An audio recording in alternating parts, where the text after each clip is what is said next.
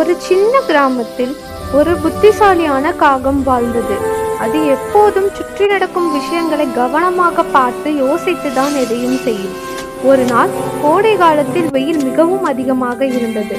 அதனால் காகத்திற்கு தாகம் ஏற்பட்டது. தண்ணீர் தேடி அது பல இடங்களுக்கு பறந்தது. மரத்திலிருந்து மரத்திற்கும் வீட்டிலிருந்து வீட்டிற்கும் சென்றாலும் எங்கும் தண்ணீர் கிடைக்கவே இல்லை.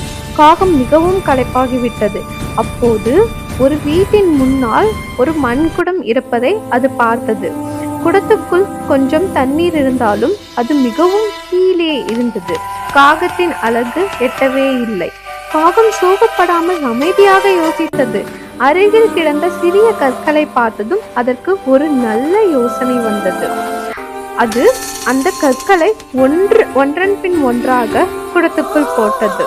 கற்கள் போடப்பட்டதால் தண்ணீர் மெதுவாக மேலே வந்தது. சிறிது நேரத்தில் தண்ணீர் காகத்தின் அழகு எட்டியது. காகம் சந்தோஷமாக தண்ணீர் குடித்து தன் தாகத்தை தீர்ந்து கொண்டது. இந்த கதையிலிருந்து நாம் தெரிந்து கொள்ளும் பாடம் என்ன? யோசித்து முயற்சி செய்தால் எந்த பிரச்சனையும் தீர்க்கலாம் என்பதே.